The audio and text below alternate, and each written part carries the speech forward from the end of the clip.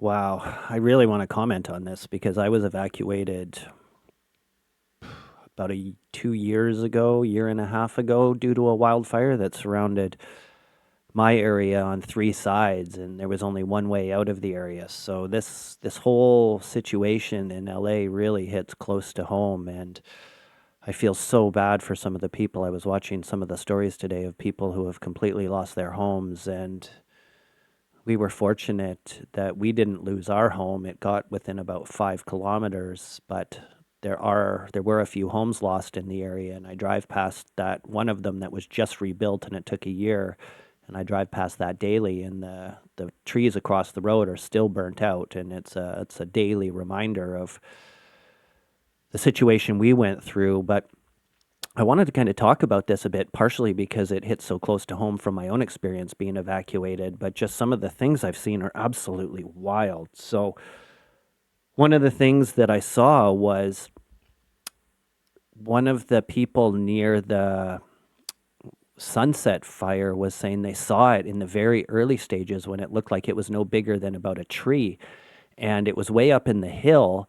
And this neighbor was telling his the person who lived beside him, and that was the person reporting it to the news station, that it just made no sense that this fire was up there. There was nothing to start it, and it was out on what that person called a little finger of land. And the neighbors basically immediately suspected arson, which is crazy when you think of how many of these fires have started in various areas. And while the winds were blowing pretty heavily, the Sunset Fire yesterday didn't seem to start based on a fire that was nearby.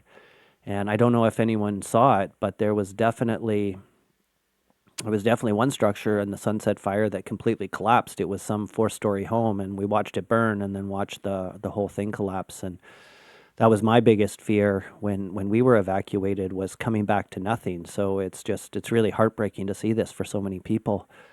And stories of people whose loved ones have passed away and they weren't able to save any of the memories of them. It's really challenging. So from a perspective of how this is all happening, and if this is arson, that's going to be rough. And then when you consider the insurance costs in LA, and how a lot of the people weren't able to get insurance recently, due to, now, of course, YouTube and its ads.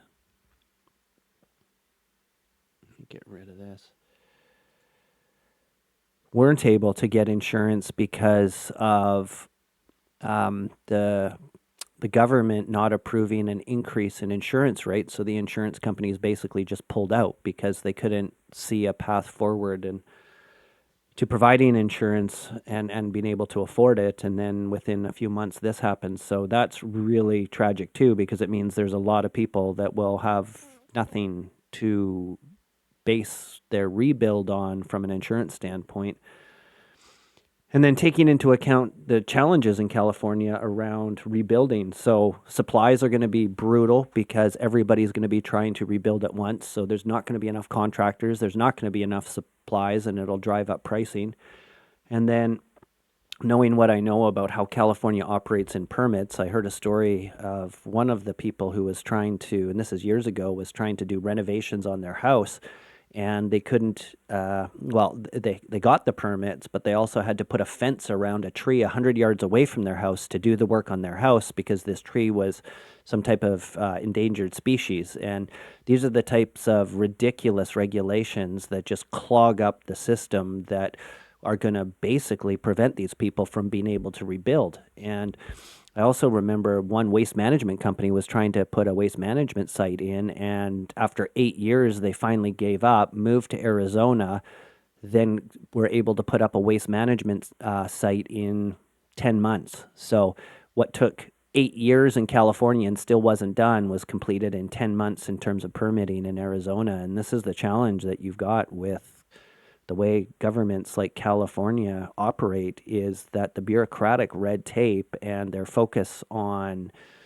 regulatory bodies are going to create intense challenges for this. And I was listening to another story earlier on one of the channels, and they were saying there was a previous fire 3 years ago, and there's still homes that haven't been rebuilt because of the permitting process. So This is just going to be an absolute mess for everybody. And I don't even know how they're going to rebuild. I don't even know how they're going to be able to start rebuilding with those types of problems. And we're still not even out of the woods. I mean, you're seeing it on the screen now. There's still mandatory evacuations happening. And I think right before this video started, there was some other fire called the Kenneth Fire that started in a whole totally separate area. And you really got to wonder how all these fires are starting all over the place. It's I don't want to speculate entirely, but it's, you can see the spot fires that come from an existing fire that then blow over, but some of these seem to be appearing in places that have nothing to do with, a nearby fire, and then all of a sudden there's another fire zone, and it's pretty insane, and I feel so bad for all the people that have lost everything in this. And then the last thing I kind of want to comment on is one thing that's absolutely driving me nuts is these senior government officials spending 5 and 10 minutes patting each other and all their departments on the back for all the work they're doing while they're trying to do these press conferences. And you've got all these fires burning. There's all these reported problems. There's no water pressure. A good portion of some of the areas are out of power, and you're sitting there talking about how great everything is and how everybody's working together. And while that might be true, nobody cares right now.